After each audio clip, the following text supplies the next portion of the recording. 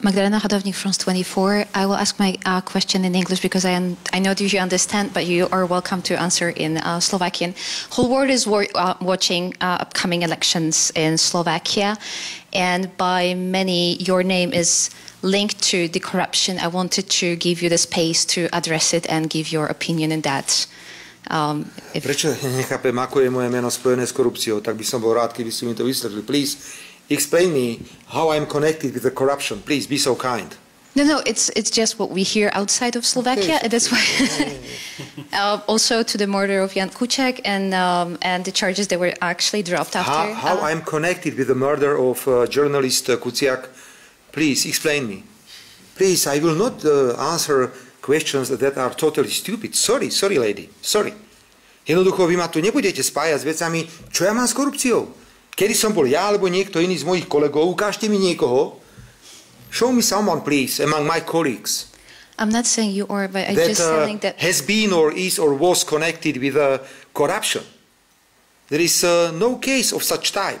So please, be very careful if you are asking these questions. Ja odmietam tieto otázky. Viete, to je presne to isté.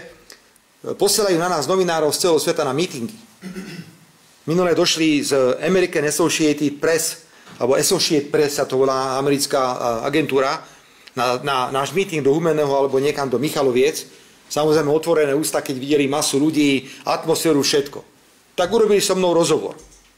Pýtali sa ma, budete posielať zbranie na Ukrajinu? Nie.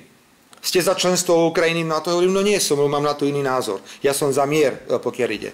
Ako fungujú ruské sankcie? No nefungujú. A záver je, americká agentúra napísala, Fico prejavil čisto proruský a nie čisto proamerický postoj. Bodka, bol som vymalovaný. Takže ja odmietam tieto diskusie viesť. Takže prepáčte, odpovedal som na vaše otázky. I answered your questions. Thank you very much. Thank you. Please. Martin Jeschleba, já jsem redaktor německého týdeníku Die Zeit. Předtím jste říkal, že vojenská pomoc pro Ukrajinu je nesmysl. Jinde jste mluvil o tom, že by se mělo jednat o míru. Já bych se na vás rád zeptal, jak by podle vás mohlo vypadat takové jednání nebo nějaký mírový plán, kde Rusko stále pokračuje v plánu sesadit demokratickou... Dobre, rozumiem samozrejme vaše otázky. Každá otázka je legitímna, len musí mať nejaký základ. Pán redaktor, my vychádzame z politických reálí, my nie sme naivní idealisti, pretože bol som 10 rokov predsedom vlády a videl som tú Božiu spravodlivosť, pokiaľ ide o medzinárodnú politiku. Viete, začal by som jednoduchou otázkou. Keď Spojené štáty v rozpore so všetkými medzinárodnými dokumentami a dohovormi napadli Irak, bez mandátu, prečo celý svet nešiel na pomoc Iraku? Prečo celý svet sa neskladal zbraňami a nehovoril, že to sú tí americkí agresori, tí zlí a neviem čo všetko. Takže my sme realisti politicky a vieme, čo sa na svete deje. Poprvé, nikdy, a to je náš pohľad, ale musíte nám ho rešte, tak prosím, neberte nám ho, to je náš pohľad. Ja si myslím, že sa asi štrngalo v tom novembri 89 aj kvôli tomu, aby sme si svoj názor mohli podať o vlastný pohľad. Nikdy neviete poraziť jadrovú veľmoc v konvenčnej vojne, to je poprvé. Tá vojna môže trvať nasledujúcich 15 až 20 rokov. Výsledkom bude, že bude obrovské množstvo mŕtvych bez výsledku. Veľmi realisticky súčasne musíme povedať, že Ukrajina nemá vojenskú silu na to, aby vytlačila Rusko z Krymu. Krym zostane pod kontrolou Ruska. Zdá sa, keď sa pozeráme na momentálne vojenské operácie, ktoré ja nechcem komentovať, že sa nepodarí Ukrajine ani len vytlačiť Rusko z priestorov alebo územia Ukrajiny, ktoré je dnes kontrolované vojskami Ruskej federácie. Za týchto podmienok hovoríme, aký má význam posielať ďalšie a ďalšie zbranie na Ukrajinu, keď to nerieši vojenskú situáciu na fronte vôbec a vedie to iba k ďalšiemu masovému zabíjaniu ľudí.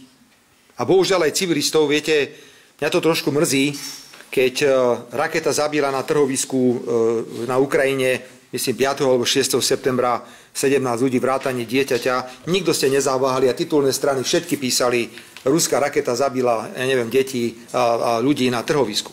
A dnes vieme, že to bola raketa ukrajinská, nebola to raketa ruská. Stopnime to. Nech toto skončí, toto nezmyselné zabíjanie.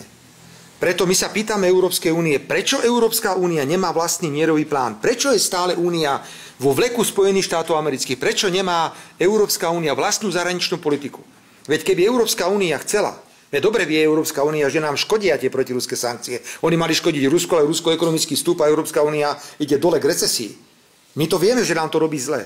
Ale keďže nemáme vlastné pohľady, vlastné postoje, tak len kopírujeme postoj Spojených štátov.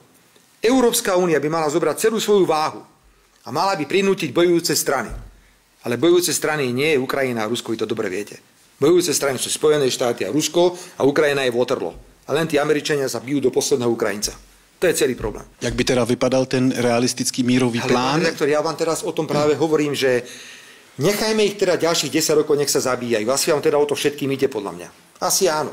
Lebo keď všetci posielate ďalšie a ďalšie zbranie, tak nie, že sa budú navzájom zabíjať, ale ešte sem tam aj nejaká náhodná raketa bude zabíjať civilistov, ako to bolo napríklad aj to nešťastie v Poľsku. Ako dobre viete, že to tiež bola zblúdila ukrajinská raketa, ktorá v Poľsku zabila aj nevinných ľudí. A toto nie je náš plán. Ja nechcem, aby vojna trvala ďalšie roky a sa tam zabíjali. Mali by veľkí hráči povedať, zastavte to a sadnite si a poďme rokovať. Možno povieme po pol roku, že výsledky sú nedostatočné a sa obnovia nejaké vojnové konflikty, ja neviem medzi nimi. Ale zastavme to. A poďme sa pokúsiť na niečom dohodnúť. Nie my sme malá krajina, viete, Češi hovoria, sme prd stromovke, prepáčte za výraz. To čo my ovplyvníme? Ale teda ako členský štát Európskej únie môžem vplývať na tú Európsku úniu, že preboha, poďme s tým niečo robiť. Ja si myslím, že na tom, čo teraz hovoríme, nie je nič proruské. To, čo ja teraz hovorím, je proľudské, nie proruské. Nech to preboha skončí. Kto chce vojnu? Veď ja tu vidím tých Ukrajincov niektorých, aj som hovoril, keď som bol na východnom Slovensku s niektorými, to naozaj nie je príjemné mať na území vlastnej krajiny vojnový konflikt. Takže prosím, neodsudzujte Smer za to, že my sme za mier a že máme na to iný pohľad. To nie je našou povinnosťou. My sme suverénna politická strana. Nie je našou povinnosťou, pán redaktor, kvákať to, čo hovorí Washington. To nie je našou povinnosťou. To ja nemôžem povedať, pán redaktor, že chceme vetovať členstvo Ukrajiny v NATO, no hovorím to s plnou vážnosťou, pretože ak bude Ukrajina v NATO, máme na krku 3. svetovú vojnu. Lebo keby vznikol nejaký konflikt medzi Ruskom a Ukrajinou už ako členským štátom NATO, tak sa musia zapojiť ďalšie krajiny NATO a bojovať s Rusmi. Viete, čo by sa stalo? To si fakt myslíte, že keby ste vy dostali povolávací rozkaz vo vašom veku, by to tak asi bolo. Ako vy by ste s radosťou utekali bojovať na ukrajinsko-ruskú hranicu proti Rusom za Ukrajinu, no už vás vidím. Utekali by ste doktorovi, že máte ploché nohy. Ako myslím to, veď buďme realisti. A ja mám trpieť za to, že tvrdím, že sankcie nefungujú. No nefungujú tie sankcie. Ako fungujú sankcie, keď hospodárstvo Ruska ide hore a ekonomika Európskej únie ide dole? Poslední dotaz. Vy jste předtím říkal, že byste neposlal ani náboj už Ukrajině. Platilo by to i, nebo snažil byste si o to zablokovat dodávky přes území Slovenské republiky z jiných zemí? Jak to dělá Maďarsko? Pán redaktor, ako to chcete zablokovať, keď máme zmluvu o obrannej spolupráci so Spojenými štátmi, ktorá garantuje americké armáde si tu robiť, čo chcú? Oni si môžu previesť, čo chcú. Oni môžu preletieť, s čím chcú. V tej zmluve je napríklad napísané, že vy nemôžete ani zastaviť kolónu tých aut a pýtať sa ich, čo v tých autách máte a kam s tým idete. Tá zmluva je tak nesuverénna voči Slovensku. My sme ju porovnávali aj s českou zmluvou mimochodom.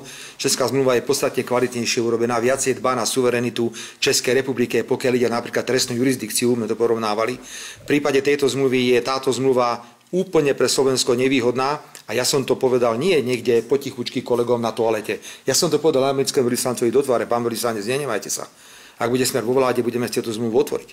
Lebo tá zmluva v takéto podobe nemôže fungovať. A ty dodávky byste chtěl zastavit? No nemáte ich ako zastaviť. Ak dnes existuje takáto obranná zmluva, ktorá umožňuje napríklad armáde Spojených štátov prenášať cez územie Slovenska, čo len chcú, kde chcú, ako chcú, nemáte ako. A čo ich budeme naháňať práškovacími lietadlami? Všetky lietadlá sme odozdali na Ukrajinu, to nič nemáme. Nemáme aj žiadne systémy protizdušnej ochrany. My nemáme chránené jadrové elektrárne. Pán redaktor, my nemáme ani zásoby munície. Takže viete, takto sa na nás aj pozerajú potom, keď vidia, že krajina je ako 3-krát trafená laň, tak potom každý vie, že sa k nej môže správať, ako sa k nám správajú. A takto ja nechcem, aby Slovenská republika fungovala. Slovensko je suverénna krajina, zaslúži si iné zaobchádzanie.